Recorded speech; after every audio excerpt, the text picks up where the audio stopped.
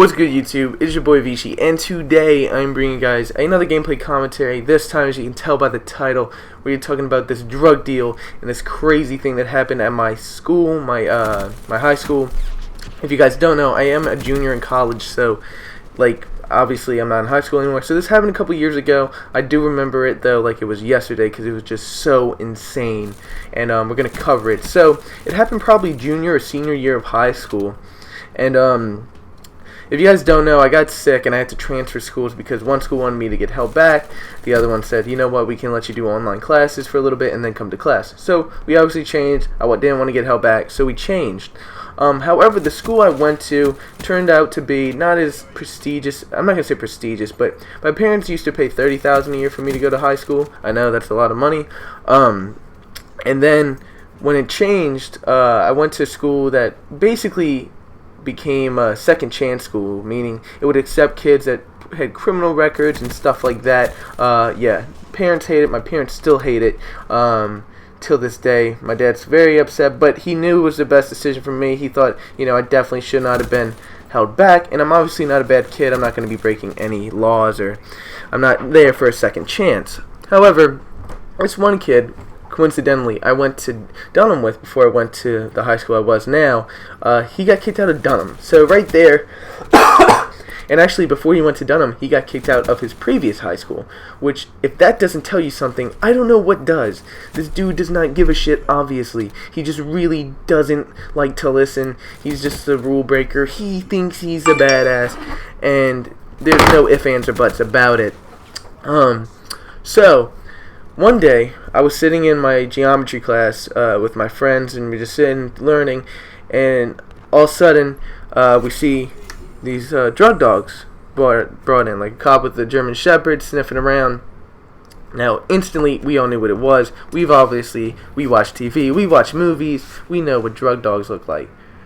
Anyway, the drug dealer's nickname, not going to tell you his real name, his nickname that literally people called him daily was Cheese. Not even kidding, that was his name, that's what people called him. I know it's retarded, but that's what it was. The guy was kind of retarded himself. So, he gets all nervous and he's in our class. And I instantly, I knew he got kicked out of the past two schools he went to for weed, and I was like, he probably got weed in his locker. Not a big deal. I'm not anti-weed. I don't think it's like the worst drug in the world. So please don't hate me on that. But I definitely didn't think anything of it. I thought maybe he just had that and he was nervous. So what they did is those dogs then went into the parking lot to search people's cars. Now, I had nothing in my car. I'm not worried at all. The only thing I had in it was a water bottle. So, I mean, the dog, if he's thirsty, he can have a sip. So they're going through, and all of a sudden, probably 30 minutes pass, and we get intercom goes off and says, well, I'm not going to say his name, but will Cheese come to the office? And so he gets up out of class and he walks. Now, I kind of noticed during the day he was acting weird. Turns out he was stoned out of his mind. Now, he was not on weed. We'll get into that a little bit later. So, actually, we'll get into that now. He was barred out. Now, if you guys don't know what barred out means, it's terminology for if you take Xanax bars. So, because they just come in like a little bar form, so that's what people call them. It's the slang for it. And he was barred out high on it, and people could tell. Teachers apparently noticed. Little lady at the front desk, the secretary, she noticed, and she was supposedly the one who called the cops. So the cops go through his car, and what they ended up finding were, this dude was a serious drug dealer, okay? A pound of weed, okay? If you guys don't know what that looks like, if you Google it, it's like a pound of bricks, okay? It's a lot of money, okay? He did not grow that himself. Someone gave him that. It's a pretty big deal. So they found that, and then they found 50 non-prescribed, so it's not a prescription bottle, Xanax pills, and they also found Axicii. So much drugs. Those are felony charges. I'm sure they probably booked him with possession, intent to sell, and they're all felonies, like I said. And he obviously knew he was in a lot of trouble. It's pretty big deal. He should be pretty freaking scared, and I'm sure he was. So the cops then came back into the classroom after like to talk to us students, see if we knew anything. I obviously knew he was a drug dealer. I said, I know he's gotten kicked out of the past 2 schools. Now, I'm not considered that snitching. This dude's doing illegal shit, guys. I'm not just going to let him do it. It's going to affect my, like, school environment, and I'm not going to let it affect me or my sister, who also went to school there. So, the cops, like, they already knew that, apparently, from the principal, and they ended up calling him back in, and they arrested him, guys. Around lunchtime, they arrested him. We walked out, and we could see them putting the cuffs on the guy and put him in the car.